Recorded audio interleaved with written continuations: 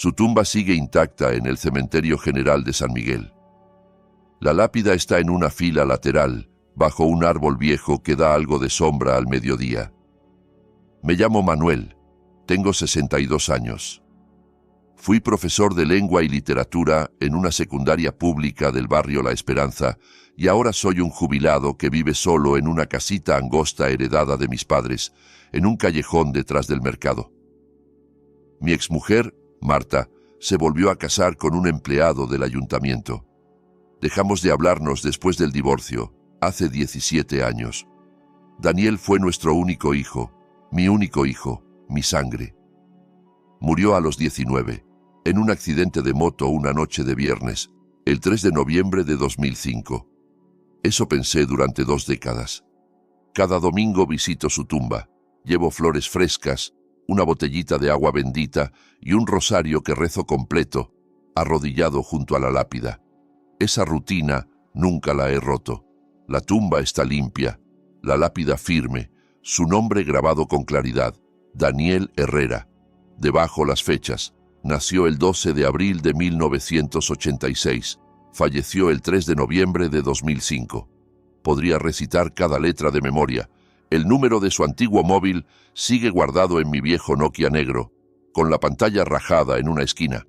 Su tarjeta SIM continúa activa. Cada principio de mes recargo unos $2 de saldo, como una especie de ritual absurdo para sentirlo cerca, aunque nadie contesta al otro lado. Normalmente lo único que responde es el silencio, pero aquella noche fue distinto. Llovía con furia desde la tarde. El techo goteaba en una esquina del cuarto, las paredes olían a humedad y el cuerpo me dolía entero. Me acosté más temprano que de costumbre, sobre las 9. Mi habitación es estrecha, un colchón delgado, una ventana de madera que a veces deja pasar el viento y poco más.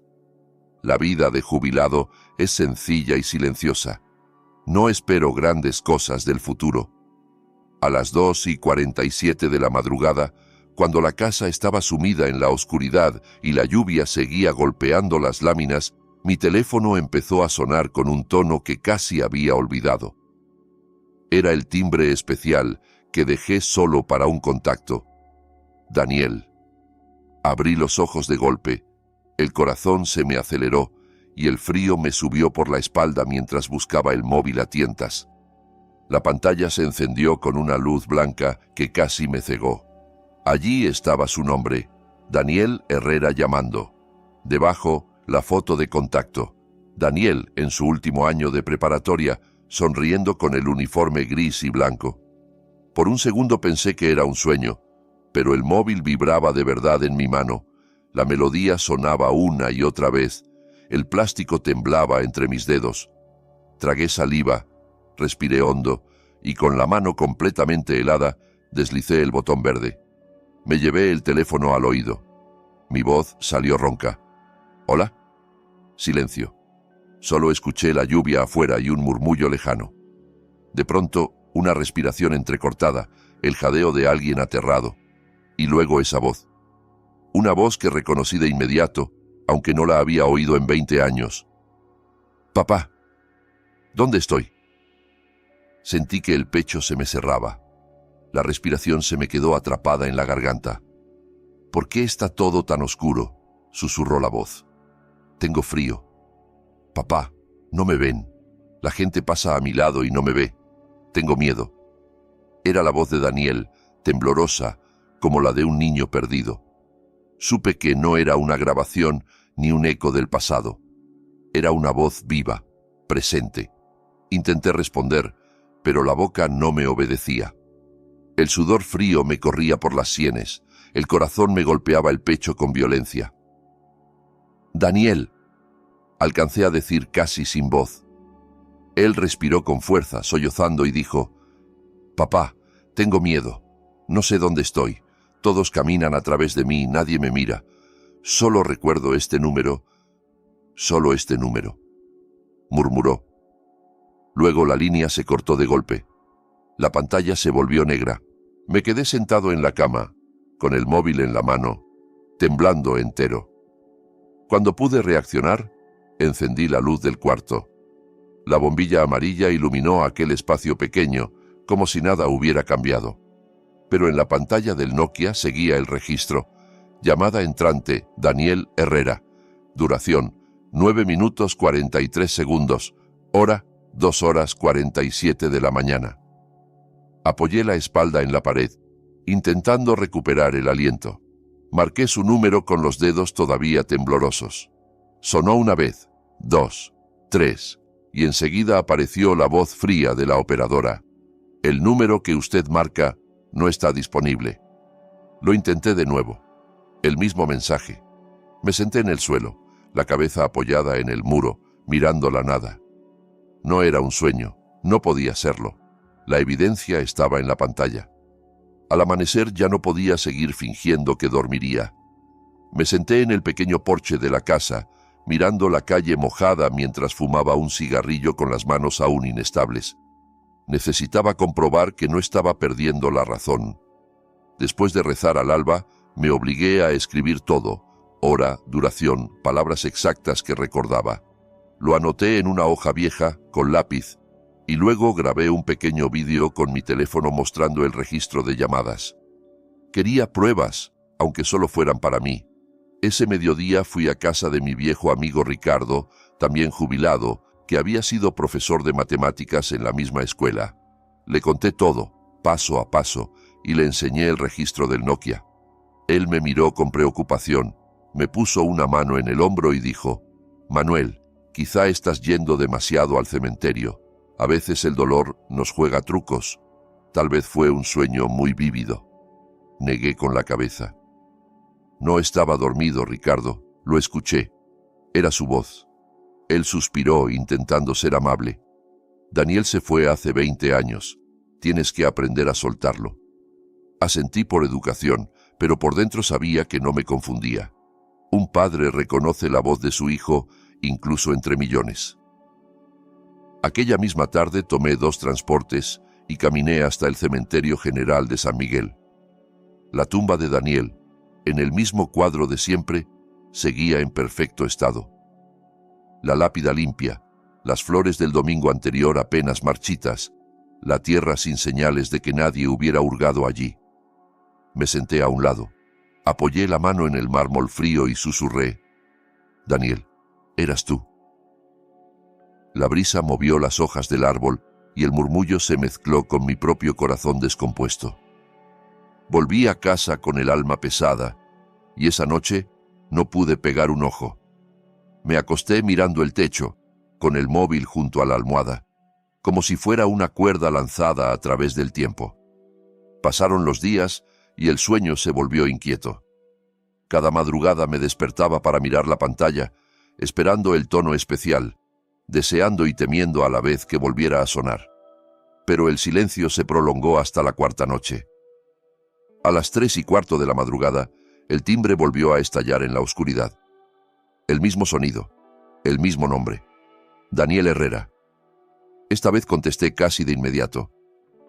«Daniel, soy yo», dije sin respirar. Su voz sonó más clara, aunque seguía temblando. «No sé dónde estoy, papá. La gente atraviesa mi cuerpo. Nadie me ve. Pero recuerdo el accidente, el golpe, el frío. Creo que morí. Pero sigo aquí». Las lágrimas me corrían por las mejillas mientras apretaba el móvil contra la oreja. «¿Dónde estás ahora, hijo?», pregunté. Hubo un silencio breve, solo su respiración agitada. «Hay una mesa, un papel, un lápiz», murmuró. «Hay una dirección escrita. Voy a leértela, despacio». Me incorporé de un salto, tomé lápiz y papel de la mesita de noche. Él empezó a deletrear: «Bloque D8, Unidad Habitacional Flor de Mayo, Colonia San Martín, Centro...». Repitió la dirección con voz quebrada. Yo la escribí como pude, con la mano temblorosa. «Papá, por favor». «Ven a buscarme», dijo al final, casi en un susurro desesperado. Intenté responderle, prometerle que iría, pero justo entonces la llamada se cortó. El nombre de Daniel desapareció de la pantalla. Volví a marcar y otra vez la operadora repitió que el número no estaba disponible. Me quedé mirando la dirección escrita con el pulso desbocado. Bloque D8, Unidad Habitacional Flor de Mayo, Colonia San Martín. Un viejo conjunto de edificios de interés social que recordaba haber visto en las noticias años atrás, condenado y cercado con alambre de púas. Al amanecer, después de una ducha rápida y un saludo breve al vecino de siempre, don José, que madruga a vender tamales, preparé mi viejo coche, un Toyota del 2003 que apenas uso para trayectos largos. Don José me miró extrañado al verme salir con una bandolera colgada al hombro. ¿A dónde tan temprano, don Manuel?, preguntó.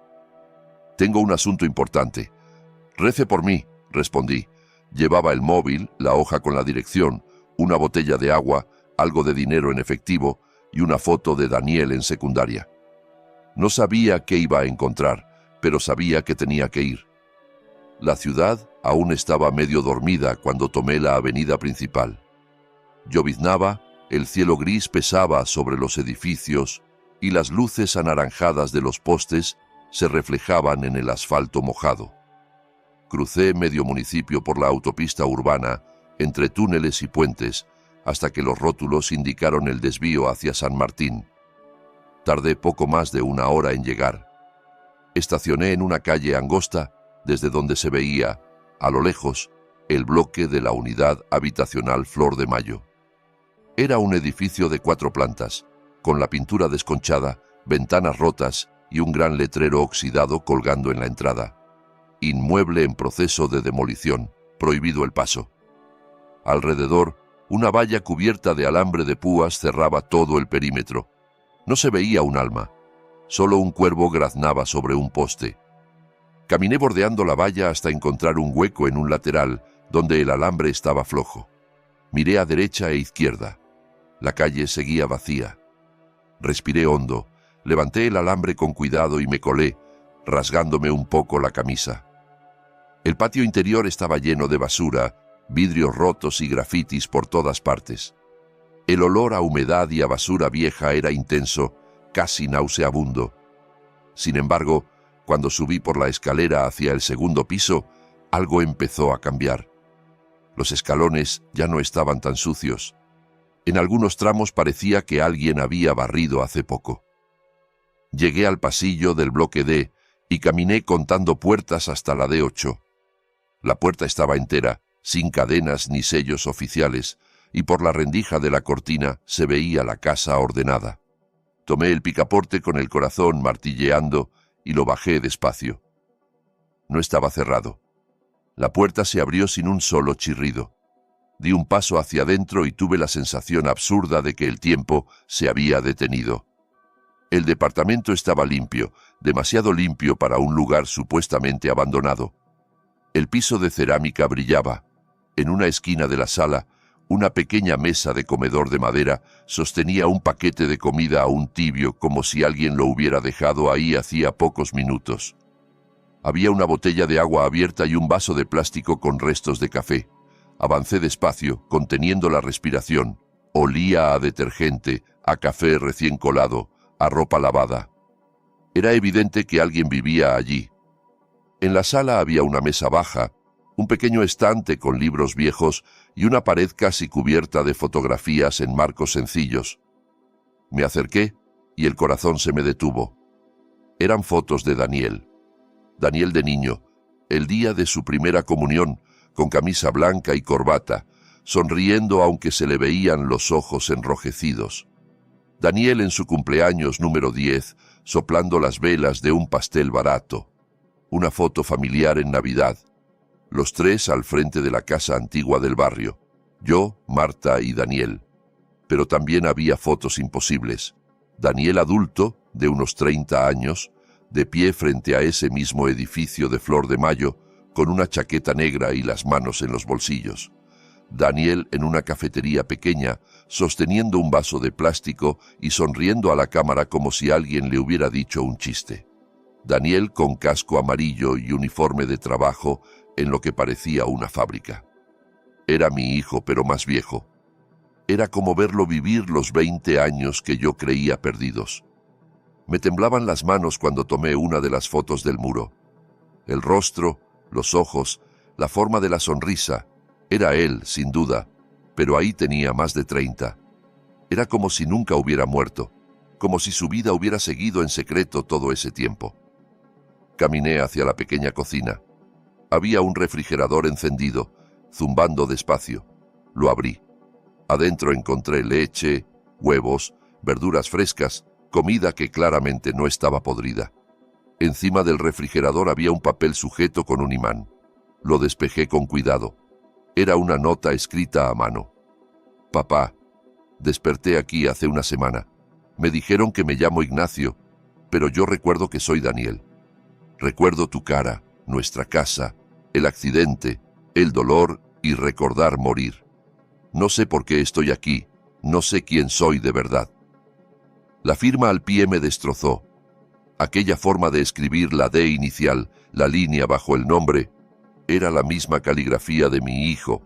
Me dejé caer sentado en el suelo de la cocina, con el papel en la mano, llorando sin poder contenerme. No era una imaginación, no era un juego cruel. Mi hijo había escrito eso con su propia mano. Tras unos minutos me obligué a levantarme. Seguí explorando. El dormitorio era pequeño, un colchón doblable, una manta fina y una almohada gastada. Al lado, una mochila azul y una mesa plegable con una cartera encima. Abrí la cartera con los dedos aún temblorosos. Dentro encontré una tarjeta de identificación. Leí en voz baja. Nombre, Ignacio Serrano. Lugar y fecha de nacimiento. Ciudad, 12 de abril de 1986. Domicilio, bloque D8, unidad habitacional, Flor de Mayo, Colonia San Martín, Centro. La fecha de nacimiento era la misma de Daniel, día y año. El nombre era distinto, pero la fotografía, la foto de la credencial, mostraba el rostro de mi hijo, más flaco y más curtido, pero sin duda, Daniel. Me quedé un largo rato sentado en el piso del cuarto, sosteniendo aquella credencial. La mente me daba vueltas. Si Daniel vivía allí, con otro nombre, entonces, ¿a quién había enterrado yo hacía 20 años? ¿Quién era el muchacho que reposaba en la tumba de San Miguel, con el nombre de mi hijo grabado en la piedra? Regresé a la sala y comencé a revisar todo lo que encontré en un pequeño archivador de madera.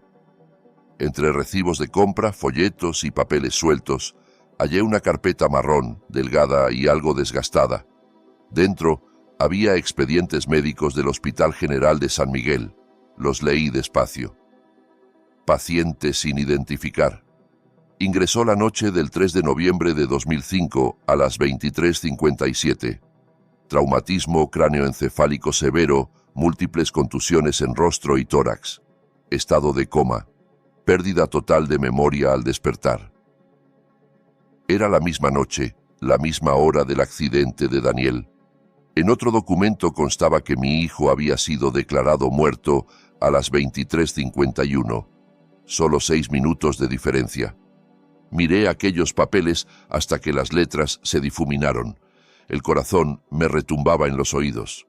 Si un paciente sin nombre ingresó 6 minutos después de que dieran a Daniel por muerto, si ese paciente sobrevivió y perdió la memoria, ¿era posible que la identidad se hubiera confundido? ¿Que el cuerpo que yo velé no fuera el suyo? Salí del departamento tambaleándome. Bajé las escaleras como si llevara el peso del mundo encima. Crucé el patio, me volví a colar por el hueco de la valla y llegué a mi coche. Me quedé un rato con la frente apoyada en el volante, tratando de respirar. Solo había una cosa que podía hacer: ir al hospital y exigir respuestas sobre lo que ocurrió aquella noche del 3 de noviembre de 2005. A la mañana siguiente, llegué al Hospital General de San Miguel con una carpeta de plástico azul donde guardé todos los documentos hallados en el departamento D8, la credencial de Ignacio Serrano, las fotos y el registro impreso de las llamadas nocturnas de mi teléfono. Me senté en la sala de espera de administración. Pasó casi una hora antes de que una enfermera me llamara y me condujera al despacho de la jefa de neurología, la doctora Elena Ramírez. Recordaba ese nombre por el expediente médico. La puerta se abrió y vi a una mujer de unos 40 y tantos años, bata blanca, gafas y el rostro marcado por el cansancio. Al verme entrar, sus ojos se abrieron de par en par. «Señor Manuel», susurró. «Por Dios, yo lo recuerdo». «¿Me recuerda, doctora?», pregunté todavía de pie. Ella se levantó lentamente. ¿Cómo podría olvidarlo? Yo era residente aquella noche, la noche del 3 de noviembre del 2005, cuando usted vino a la sala de urgencias a identificar el cuerpo de su hijo. Me hundí en la silla frente a su escritorio con las piernas flojas. «Necesito saber qué ocurrió en realidad aquella noche, doctora», dije. Ella se sentó, entrelazó las manos sobre la mesa y guardó silencio unos segundos antes de hablar. «Aquella noche fue un caos. Llegaron demasiados accidentados a la vez. 2 de ellos eran jóvenes, de unos 19 años. Los 2 traídos de la misma zona, la Avenida del Sur. Ninguno traía documentos. Uno llegó con lesiones gravísimas y falleció casi al llegar. Su rostro estaba destrozado, lleno de sangre. Era casi irreconocible. Pero llevaba una chaqueta con el nombre Daniel bordado en la espalda. Asumimos que era su hijo. El otro chico llegó 6 minutos después, en estado crítico, pero con vida. Entró directo a terapia intensiva», explicó con voz temblorosa. Estaba identificado solo como paciente B. Sentí que el aire del despacho se espesaba. «¿Y ese segundo paciente?», pregunté en un hilo de voz. «Sobrevivió», respondió ella. «Estuvo semanas en coma. Cuando despertó, no recordaba nada, ni su nombre, ni su familia, ni su dirección. No teníamos quien viniera a reclamarlo. Después de 3 semanas, fue derivado a un albergue de servicios sociales. Allí le dieron una identidad nueva, un nombre nuevo, para que pudiera trabajar y tener documentos». «¿Ignacio Serrano?», pregunté sacando la credencial de la carpeta. La doctora Elena la tomó con manos temblorosas y la observó. «Sí, este es el tipo de documento que se genera en esos casos», murmuró. «Señor Manuel, lo que usted insinúa es gravísimo». «No lo insinúo», la interrumpí. «Lo sé. Mi hijo está vivo con otro nombre. El que murió y fue enterrado como Daniel no era él». La doctora se llevó ambas manos al rostro, pálida.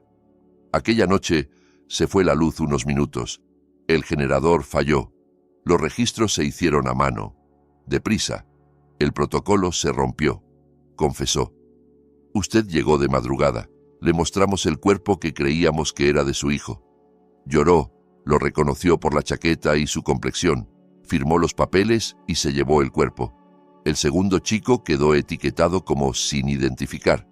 Nadie reclamó su cuerpo porque no hubo cuerpo. Se convirtió en Ignacio». 20 años, susurré.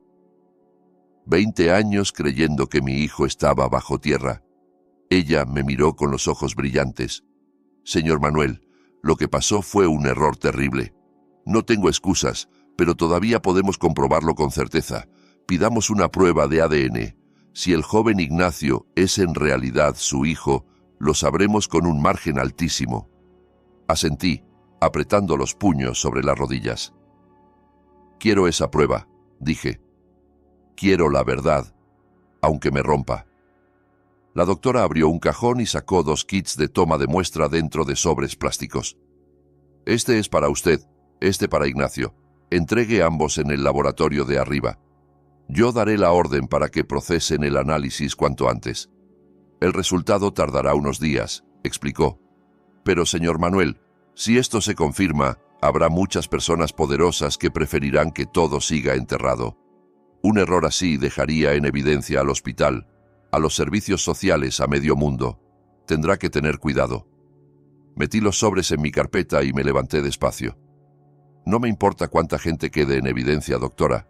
Solo me importa mi hijo», respondí. Ella asintió, derrotada, mientras yo salía del despacho con la cabeza hecha un torbellino. Ese mismo día entregué mi muestra en el laboratorio. Guardé el segundo hisopo en la bandolera, destinado a Ignacio. De camino a casa, Tuve la sensación de que una moto sin placas me seguía a distancia. Cambié de carril varias veces, di 2 vueltas a la misma manzana, pero la moto se mantenía detrás, a la misma distancia. Finalmente desapareció en una curva, pero el mal presentimiento se quedó conmigo. Al día siguiente, por la mañana, encontré la llanta delantera de mi coche completamente desinflada. Fui al taller del barrio. El mecánico sacó un clavo largo y dijo que parecía puesto adrede. Esa misma tarde, otra llanta apareció pinchada, con otro clavo igual. 2 accidentes seguidos no parecían casualidad. Esa noche, a las 12:30, alguien golpeó mi puerta con violencia, varias veces. Me levanté sobresaltado, agarré un bastón viejo apoyado junto a la cama y caminé despacio hacia la entrada. ¿Quién es?, pregunté con el corazón en la boca. Nadie respondió. Los golpes cesaron. Abrí con cautela. No había nadie en la calle, solo el aire frío de la madrugada. Miré hacia el piso del zaguán y vi un papel doblado en 2. Lo recogí con la mano temblorosa y lo desdoblé. Una frase escrita con marcador grueso y negro: «Detente, no todos soportan la verdad». Me quedé un buen rato mirando esas palabras. Alguien sabía lo que yo estaba haciendo y no quería que siguiera. A la mañana siguiente fui a la oficina de la delegación a pedir una copia del acta de defunción de Daniel. La empleada revisó el sistema informático y frunció el ceño. «Aquí me aparece que Daniel Herrera sigue vivo», dijo. «No hay registro de defunción». Yo saqué de la carpeta el certificado original de hace 20 años, con sello y firma. La mujer revisó los archivos en papel en un viejo mueble metálico y al cabo de un rato encontró la carpeta. Allí estaba el acta con un sello rojo que decía «Fallecido» y una nota indicando su entierro en el cementerio de San Miguel. «Qué raro», comentó. «En papel sí, pero en el sistema no está actualizado. Quizás se perdió el registro cuando migramos los datos». Cosas de la burocracia. Salí de allí con la cabeza llena de preguntas.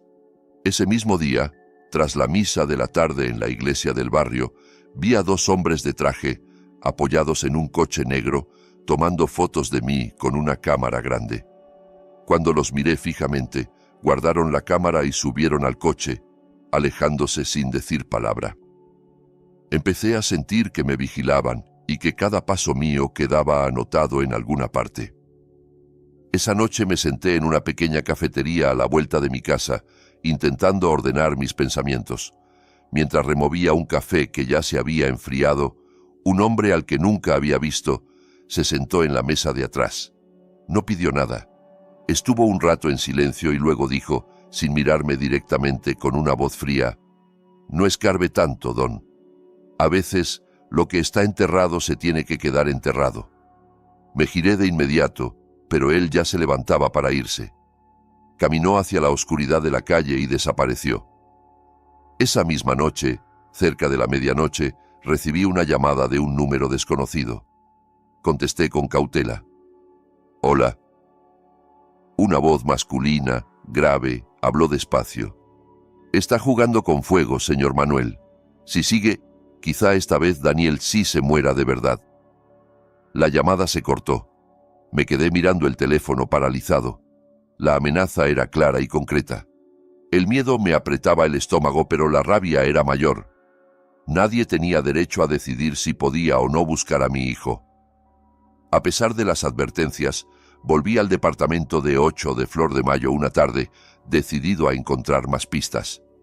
Revisé los cajones del pequeño mueble de la sala y encontré varios recibos de nómina. En el membrete se leía: «Empaques Industriales Kusuma, Planta Occidente, Área de Producción, Turno Nocturno».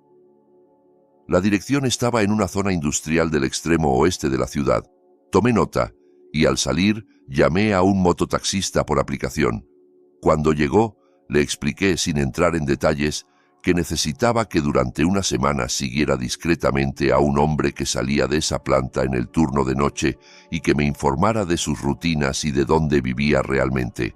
Le ofrecí $100 por el trabajo. Dudó, pero finalmente aceptó. Durante 7 días recibí mensajes del conductor. Me contaba que Ignacio entraba a trabajar por la tarde, salía a descansar sobre las 9 de la noche, regresaba al turno y finalmente se retiraba alrededor de las 5:30 de la mañana. No vivía en Flor de Mayo, sino en un cuarto de renta minúsculo, en una fila de cuartos de lámina, cerca de las vías del tren. Al parecer, el departamento D8 lo usaba de vez en cuando, quizá por algún recuerdo que no terminaba de entender. Con esa información, decidí ir yo mismo a la fábrica un jueves por la noche. El trayecto fue largo. El tráfico se alivió al tomar la autopista hacia la zona industrial, pero la inquietud me acompañó todo el camino, como un pasajero invisible. Llegué a las puertas de la planta poco antes de las 9:30. Aparqué a cierta distancia en la orilla de la carretera. La fábrica era enorme, con un portón metálico alto, reflectores y guardias en la entrada. Un pequeño puesto de comida callejera se alzaba frente a la puerta, donde varios obreros fumaban y tomaban café en su descanso. Me quedé dentro del coche, atento, hasta que lo vi. Un hombre delgado, alto, de piel oscurecida por años de trabajo, con el uniforme azul marino de la planta y un casco amarillo colgando del cinturón.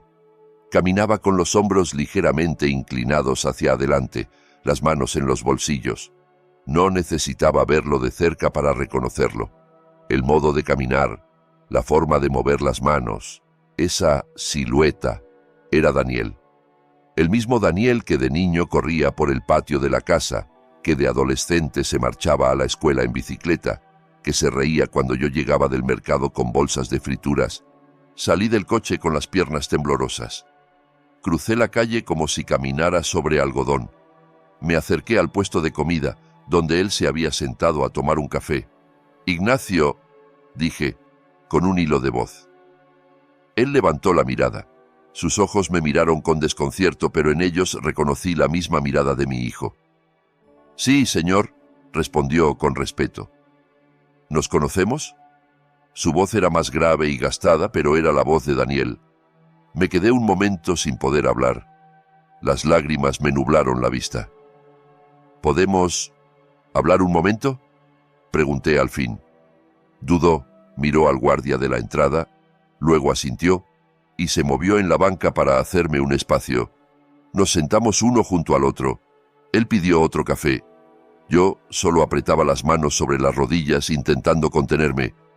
«Señor, ¿está bien?», preguntó al cabo de un rato. «Tiene cara de que se le vino el mundo encima».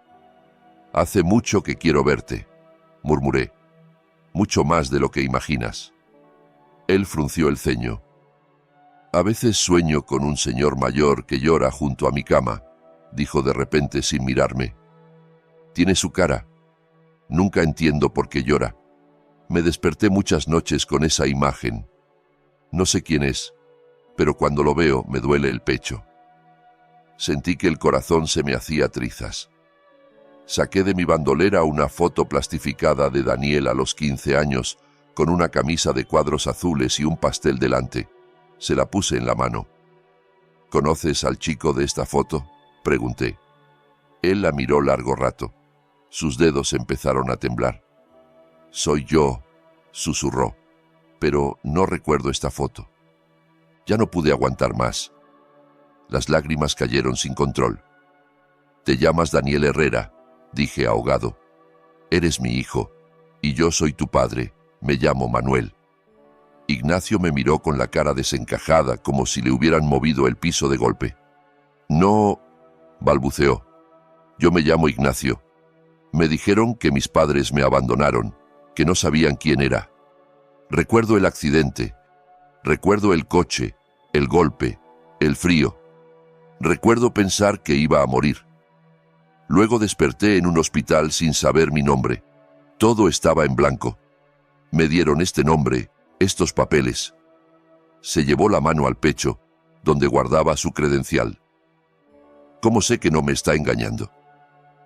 Saqué el kit de toma de muestra y se lo mostré. «Podemos saberlo. Una prueba de ADN. Si tú y yo compartimos sangre, no habrá duda». Él cerró los ojos un momento, Respiró hondo y asintió. Quiero saber quién soy, aunque duela, dijo. Lo guié para que se tomara la muestra, con manos que apenas podía controlar. Guardé el hisopo en la bolsa plástica y la metí en la bandolera, como si llevara un tesoro frágil. Si la prueba dice que eres Daniel, continué. Tu casa sigue en el mismo sitio. Tu cuarto está intacto. Nunca quise cambiar nada. Puedes volver cuando quieras. Él bajó la mirada. He sido Ignacio 20 años, murmuró. No sé cómo se vive siendo otra persona. No sé si estoy preparado. Pero si de verdad soy Daniel, quiero saberlo. El timbre de la fábrica anunció el fin del descanso. Ignacio se levantó. Antes de volver a cruzar el portón, se giró hacia mí. Gracias por buscarme, señor, dijo. Si es verdad lo que dice, tal vez ya no esté tan solo. Luego desapareció dentro de la planta y yo regresé a mi coche con el corazón encendido de miedo y esperanza. Los días siguientes fueron aún más extraños. Ignacio me llamó 2 días después, con la voz llena de angustia. «Papá», dijo por primera vez usando esa palabra. «Me llamaron de Recursos Humanos. Me dijeron que no puedo hablar con nadie de afuera sin autorización, que me pueden despedir. Dijeron que saben que vino a verme, que deje el pasado como está».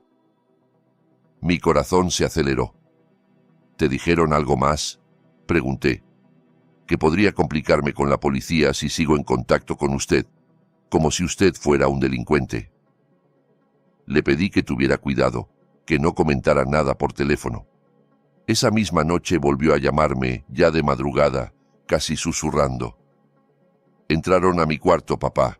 3 hombres diciendo que eran funcionarios, no traían orden, revolvieron todo, se llevaron papeles viejos y fotos, preguntaron por usted, dijeron que es peligroso, que solo quiere aprovecharse de mí, pero yo sé que no, sus ojos no mienten». Al día siguiente recibí un mensaje de un número desconocido. «Si te llevas a tu hijo, nosotros le quitaremos la vida por 2ª vez». Sentí que las manos se me helaban. Por la tarde, encontré un cuervo muerto colgado de la reja de mi casa, empapado en pintura roja, con la palabra «Calla» escrita en la pared.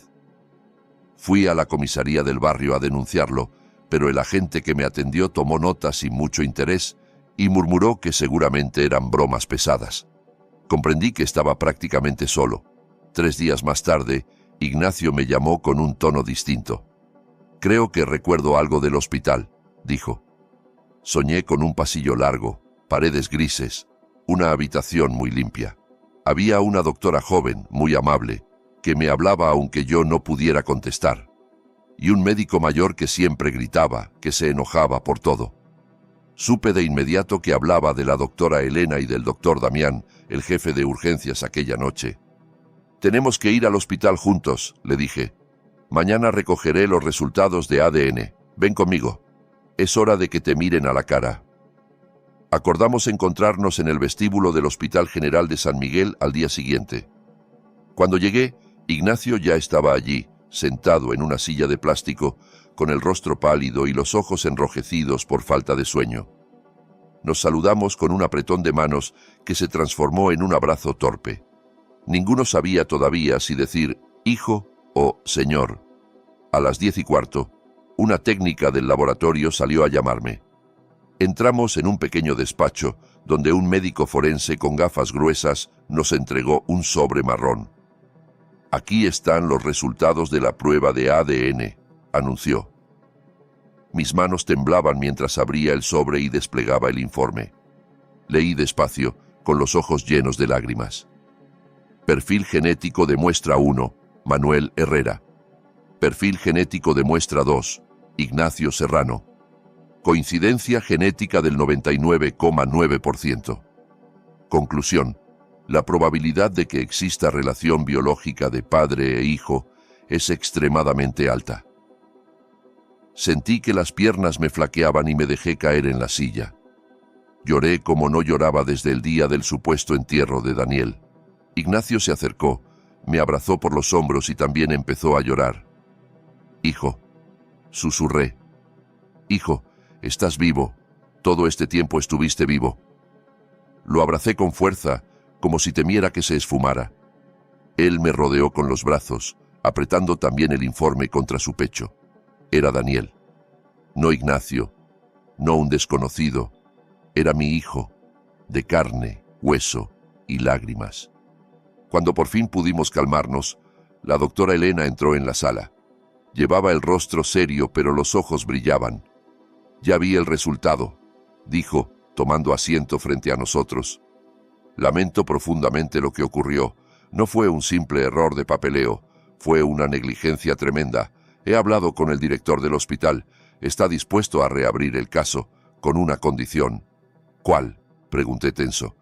«Debemos confirmar quién está enterrado en la tumba de Daniel. Es necesario exhumar el cuerpo». Se me encogió el corazón. Abrir de nuevo esa tumba era abrir 20 años de duelo. Miré a mi hijo, que también estaba pálido. «Lo haremos», respondí al cabo de un momento. «Preferimos una verdad dolorosa que seguir viviendo con una mentira». «Yo los apoyaré en todo lo que pueda», añadió la doctora. «Pero deben saber que esto no gustará a mucha gente. Habrá presiones para que el tema se quede en silencio». Con una carta oficial del hospital en la mano, fui con Daniel a la oficina de la delegación, al despacho del jefe de Manzana y luego a la administración del cementerio. Todos se sorprendieron al escuchar la historia, pero los documentos eran claros: la prueba de ADN, la carta del hospital, los expedientes médicos. A regañadientes, pero con cierto respeto, aceptaron iniciar el trámite de exhumación. Nos dijeron que tardarían 4 días en coordinar permisos, un sacerdote, personal especializado y cumplir todos los protocolos religiosos. Esos 4 días fueron los más largos de mi vida. Daniel pidió unos días en el trabajo y se quedó en mi casa. Por primera vez en 20 años dormí, sabiendo que mi hijo respiraba en el cuarto de al lado. Pasábamos horas hablando. Yo le contaba anécdotas de su infancia y él intentaba hilar pequeños recuerdos dispersos. Una noche, sentado en la cocina, Daniel tocó su barbilla y dijo: «Recuerdo caerme de un árbol. De niño. Había un árbol grande junto a nuestra casa. Caí. Me rompí algo aquí». Se señaló la cicatriz pequeña en el mentón. «Vi mucha sangre y usted me llevó corriendo al hospital». Sonreí entre lágrimas. Era el viejo árbol de mango del patio. «Te dije que no te subieras. Tenías 7 años. Te hicieron 3 puntos. Esa cicatriz nunca se te quitó». Poco a poco, pequeñas islas de memoria emergían en su mente: el sonido de una radio vieja, el ladrido de un perro que tuvo de niño, el olor de la cocina de Marta. Eran fragmentos, pero cada fragmento era una victoria contra el olvido. Yo también iba recordando al Daniel niño, mientras miraba al Daniel adulto sentado frente a mí. El domingo fijado para la exhumación amaneció frío y con una ligera niebla. Llegamos al cementerio general de San Miguel cuando apenas clareaba. 3 sepultureros estaban ya allí, junto a un sacerdote, el jefe de Manzana y varios curiosos que se habían enterado del asunto. Daniel y yo nos colocamos frente a la tumba que durante 20 años había llevado su nombre. La lápida seguía igual: Daniel Herrera. 12 de abril de 1986. 3 de noviembre de 2005. El sacerdote rezó unas oraciones iniciales. Todos respondimos en voz baja. Luego los sepultureros comenzaron a cavar. La tierra húmeda se apilaba a un lado, capa tras capa, mientras yo apretaba la mano de mi hijo. Sentía su temblor mezclado con el mío. Después de casi 1 hora, el sonido del metal cambió. Habían tocado el ataúd. Sacaron el féretro con cuidado y lo colocaron sobre una lona. La madera estaba deteriorada, comida en partes por la humedad. Levantaron la tapa con suma delicadeza. Debajo, aún envuelto en la tela amarillenta, yacía un cuerpo reducido a huesos. El sacerdote apartó parte del sudario y todos nos inclinamos. La doctora Elena, que también había asistido, examinó el cráneo y la dentadura. «Aquí hay algo que no cuadra», murmuró. «En el expediente dental de Daniel aparece la extracción de la muela del juicio inferior derecha a los 15 años. Este cráneo tiene la dentadura completa».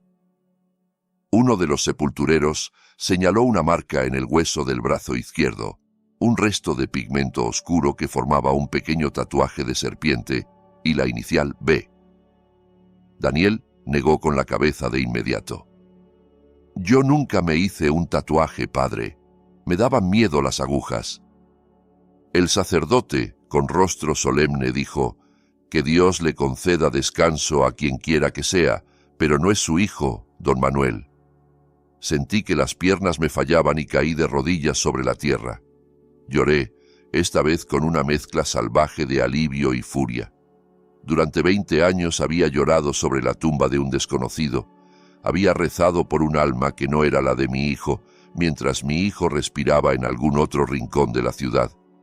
La doctora tomó muestras de hueso y dientes para un estudio forense.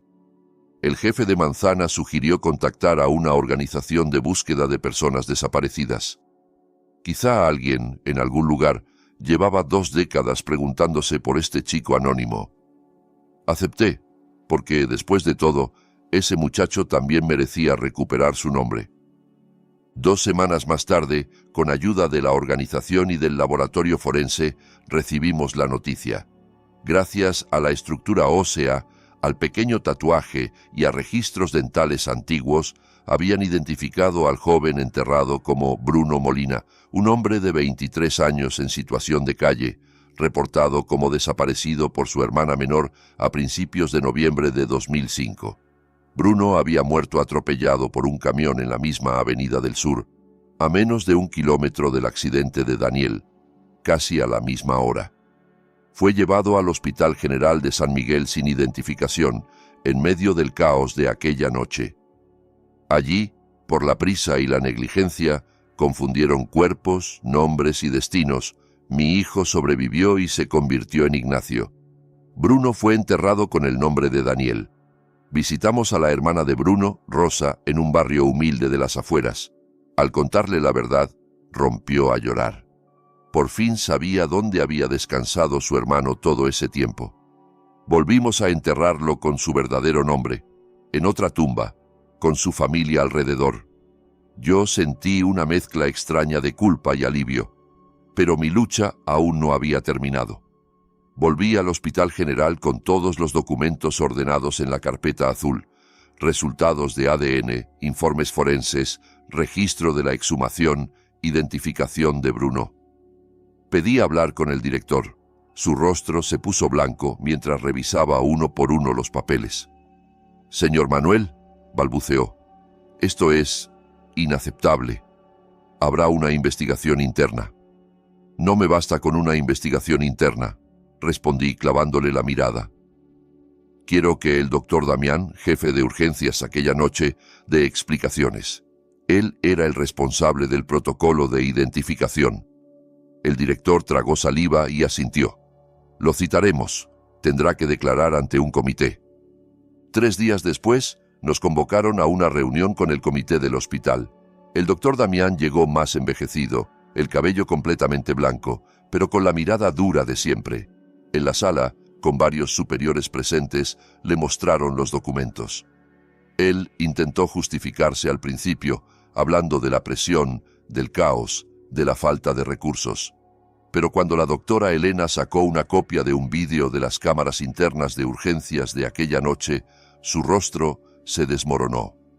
En las imágenes se veían 2 camillas entrando casi al mismo tiempo, una hacia la sala de reanimación y otra hacia la morgue. Se veía claramente al doctor Damián dando órdenes apresuradas, señalando cuerpos y documentos, y luego diciendo a un asistente que apagara las cámaras para no perder el tiempo. «Sí», terminó admitiendo, con la voz rota. «Quise cerrar los casos rápido. Había demasiados pacientes. No pensé en las consecuencias». Me levanté, conteniendo a duras penas la rabia. Por su prisa, mi hijo vivió 20 años sin nombre, sin familia, pensando que era otra persona. Y yo lloré a un muerto que no era mío. 2 familias vivieron un infierno por su comodidad. Él agachó la cabeza. «Lo siento», susurró. «Jamás fue mi intención». «A veces no querer ver la verdad es tan grave como mentir», respondí. Sus disculpas no devuelven el tiempo perdido. El comité decidió destituirlo de cualquier cargo que le quedara y remitir el caso al colegio médico y a las autoridades sanitarias. El director del hospital también fue obligado a renunciar por haber permitido que tal negligencia permaneciera oculta tantos años. A mí, todo eso me importaba menos que una sola cosa: que el Estado reconociera oficialmente que Daniel Herrera seguía vivo. Con ayuda de la doctora Elena y de un abogado de oficio, inicié el proceso para corregir los registros civiles. Presentamos todo ante la Oficina de Registro y el Departamento de Identidad. Tardaron 3 semanas de papeleo, firmas y sellos. Finalmente, un día, salimos de la oficina con una nueva credencial en la mano de mi hijo, Daniel Herrera. Su partida de nacimiento actualizada, su nombre resucitado en el papel. La identidad de Ignacio Serrano quedó anulada ante la ley, aunque los antecedentes laborales se transfirieron a su nuevo, verdadero nombre. Esa noche, sentado en la mesa de la cocina, le pregunté: ¿por qué guardas la vieja credencial de Ignacio en tu cartera? Él la acarició con el pulgar y la colocó detrás de la nueva. Para no olvidar, dijo. Para recordar que una vez me enterraron vivo, que me quitaron mi nombre. Así valoro más el que tengo ahora y la familia que recuperé. Yo lo abracé, sintiendo que el peso de 20 años empezaba al fin a moverse. Pero pronto comprendí que nuestra historia no era solo nuestra. Había algo más grande detrás. Pensé en cuántas noches habría vivido alguien más bajo un nombre equivocado, cuántas tumbas tendrían la identidad errónea escrita en piedra. Sabía que sin ruido todo volvería a enterrarse, esta vez bajo montones de papeles. Entonces recordé a un antiguo alumno, Diego Muñoz, un chico brillante que ahora era periodista de investigación en un medio digital nacional. Siempre había tenido una fuerte idea de justicia. Lo llamé y lo invité a mi casa un sábado por la tarde. Llegó con mochila, portátil y cámara. Le conté toda la historia, desde la primera llamada en la madrugada hasta la credencial real en manos de mi hijo. Puso atención a cada detalle, tomó notas, revisó los documentos, miró los vídeos de la exhumación y las copias del vídeo del hospital. «Don Manuel», dijo al fin, «este caso es enorme. No es solo un error médico, es una violación brutal al derecho a la identidad. Pero si lo publico como un reportaje cualquiera, pueden presionarnos, eliminarlo, tapar todo. Necesitamos que la historia se haga pública antes de que puedan silenciarnos». «¿Qué propones?», pregunté. «Un acto comunitario, algo abierto, con vecinos, autoridades locales, representantes del hospital y de la policía.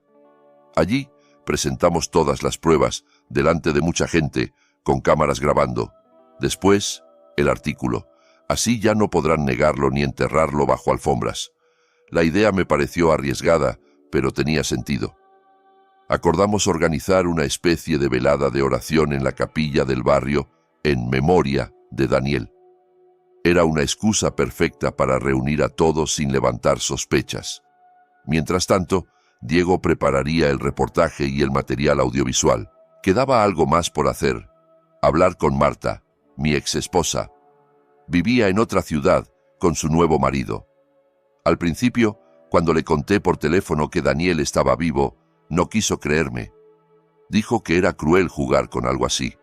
Decidí ir con Daniel a verla en persona.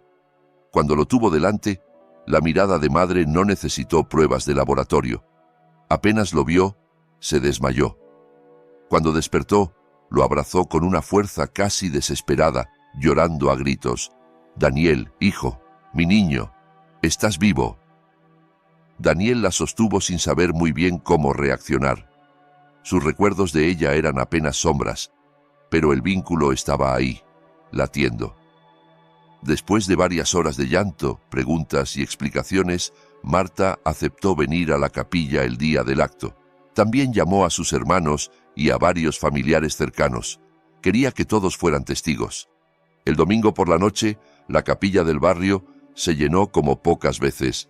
Había vecinos, conocidos, el jefe de manzana, representantes del ayuntamiento, gente del comité parroquial y 2 funcionarios que venían en nombre de salud y de la policía local. Nadie sabía con exactitud de qué se trataba. La invitación hablaba de una oración especial por Daniel, quien nos dejó hace 20 años. Después del rezo del rosario, el párroco nos cedió el pequeño salón contiguo, donde Diego había instalado una pantalla y un proyector. Yo subí a un estrado improvisado, con un micrófono en mano y el corazón desbocado. «Buenas noches a todos», comencé. «Gracias por venir a rezar por el alma de mi hijo, pero esta noche no he venido a enterrarlo de nuevo. He venido a devolverlo a la vida». Un murmullo recorrió la sala. Diego encendió el proyector y, en la pantalla, apareció la primera foto. Daniel de niño, sonriente, con los dientes chuecos, el día de su cumpleaños. «Este es Daniel Herrera, mi hijo», dije.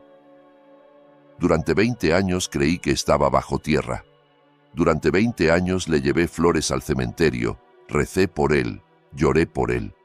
Pero hace poco descubrí que nunca estuvo muerto. Pasó la siguiente diapositiva, la imagen del informe de ADN con el porcentaje de coincidencia. Este documento es una prueba de ADN emitida por el Hospital General de San Miguel. Demuestra con un 99,9% de certeza que el hombre llamado Ignacio Serrano es mi hijo Daniel. Se escucharon exclamaciones, susurros, alguna que otra protesta incrédula. Pasaron fotos del departamento D8, las imágenes de Daniel adulto, los papeles médicos del paciente sin identificar, las fotos de la exhumación y del cuerpo encontrado en la tumba. Lo que enterramos hace 20 años no fue a Daniel, continué. Era Bruno Molina, un joven en situación de calle que murió la misma noche y fue enterrado con el nombre de mi hijo por negligencia y prisa de un hospital que debía cuidar vidas, no confundirlas. Mientras tanto, Daniel sobrevivió, perdió la memoria y fue arrojado al mundo con una identidad falsa. Diego proyectó entonces el vídeo de las cámaras internas de urgencias, donde se veía al doctor Damián dando órdenes y pidiendo que apagaran las cámaras. El silencio en la sala era absoluto. Todos miraban la pantalla. «Esto no es solo mi historia», dije. «Es la historia de 2 familias que vivieron 20 años en una mentira, y quizá la historia de muchas más personas, enterradas bajo nombres que no les pertenecen». Hice una seña y Daniel se levantó del fondo de la sala. Caminó hacia mí con evidente nerviosismo, pero decidido. Algunos vecinos mayores se llevaron las manos a la boca al reconocerle el rostro. Para ellos, Daniel había sido el chico simpático del barrio. «Buenas noches», dijo, tomando el micrófono con la mano temblosa. «Me dijeron durante años que me llamaba Ignacio, que no tenía familia, que mi pasado estaba vacío. Pero en mis sueños siempre aparecía un hombre mayor que lloraba junto a mi cama. Hoy sé que ese hombre es mi padre, que nunca dejó de buscarme. Soy Daniel Herrera. Me robaron 20 años, mi nombre, mis recuerdos. Pero estoy aquí, vivo, y quiero que nadie más pase por esto». Un murmullo de emoción recorrió la sala. Muchos empezaron a llorar abiertamente. Marta subió al estrado y lo abrazó delante de todos. Los representantes del hospital y de la policía estaban pálidos, incómodos, susurrándose entre sí. Pero ya no podían negar lo que habían visto. Diego grabó todo. Varios asistentes alzaron sus teléfonos para retransmitir en directo o enviar vídeos a grupos de mensajes. Esa misma noche, los clips del acto se esparcieron por la ciudad. A la mañana siguiente, el reportaje de Diego apareció en portada del medio digital. Enterrado en vida, el hombre que perdió 20 años por un error de hospital. La historia se compartió miles de veces en pocas horas. Los comentarios de indignación y solidaridad inundaron las redes. Bajo la presión pública, las autoridades sanitarias suspendieron al director del hospital y anunciaron una auditoría completa. El colegio médico inició una investigación formal contra el doctor Damián y varios administrativos. Incluso el Departamento de Recursos Humanos de la fábrica donde trabajaba Daniel tuvo que retractarse y pedir disculpas por haber intentado silenciarlo. Para mí, sin embargo, lo más importante no eran los titulares ni los castigos. Lo esencial era que el nombre de mi hijo había sido restaurado, que su existencia dejaba de ser una sombra en los márgenes del sistema. Bruno Molina, el muchacho que sin querer ocupó su tumba, también recuperó su identidad y fue enterrado de nuevo junto a su familia. Unos días después, Diego volvió a visitarnos. Don Manuel nos contó: varias organizaciones de derechos humanos quieren reunirse con ustedes. Desde que salió la historia, han aparecido familias asegurando que vivieron algo parecido. Cuerpos mal identificados, desaparecidos, enterrados con nombres incorrectos, expedientes extraviados. Quieren usar su caso como bandera para cambiar protocolos, para exigir registros más estrictos. Si nuestra historia puede ayudar a que otros encuentren a los suyos, dijo Daniel, yo quiero estar ahí. No quiero que nadie más viva lo que vivimos. Asentí. Habíamos empezado buscando a un solo hijo y ahora nos encontrábamos en medio de algo mucho mayor. Pero antes de pensar en reuniones y campañas, yo solo quería disfrutar del simple milagro de ver a Daniel sentado en la sala, riendo con su madre, tomando café en la mesa donde antes solo había silencio. Se mudó de nuevo a nuestra vieja casa del barrio. Su cuarto casi no había cambiado, la misma cama, la misma repisa, algunos pósters desteñidos. Empezó a trabajar en otro taller más cercano y se inscribió en clases nocturnas para recuperar estudios. Marta venía a menudo, ya no como mi esposa, sino como la madre de nuestro hijo, y con el tiempo fuimos recomponiendo una relación distinta, más madura, sustentada en el amor compartido por Daniel. Una noche nos sentamos en el porche los dos solos, mirando las luces lejanas de la ciudad y las pocas estrellas que se dejaban ver entre los edificios. Él fumaba con nervios contenidos. «Papá», dijo de pronto, ¿cuántas personas crees que han sido enterradas vivas como yo, sin memoria, con un nombre que no es el suyo, en hospitales que solo quieren cerrar expedientes rápido? Me quedé observando el cielo un largo instante. No tenía una respuesta exacta, pero intuía que no serían pocas. Supongo que más de las que imaginamos, contesté al fin. Pero ahora, gracias a ti, algunos sabrán que no están solos, que hay una forma de pelear por la verdad, aunque lleve años. Daniel asintió despacio. Entonces nuestra historia apenas empieza, dijo. No solo la tuya y la mía, sino la de todos los que quieran recuperar su nombre. Lo rodeé con un brazo y lo atraje hacia mí. Sí, hijo, nuestra historia apenas empieza, repetí. Pase lo que pase a partir de ahora, pensé, ya no lo enfrentaré solo. Lo haré como lo que siempre debimos ser. Padre e hijo, una familia que se perdió 20 años en un laberinto de errores y mentiras y que al final decidió atravesar el dolor con tal de encontrar la verdad. La verdad duele, sí, pero la mentira prolongada mata despacio. Hoy, Daniel Herrera no es solo un nombre grabado en una lápida equivocada, ni un número en un expediente. Es el hombre que volvió de entre los muertos administrativos, que reclamó su vida. Verlo ahí, respirando, riendo, discutiendo sobre cosas cotidianas, es la victoria más grande de mi existencia. Y mientras lo tenga a mi lado, sé que ningún sistema, por poderoso que sea, volverá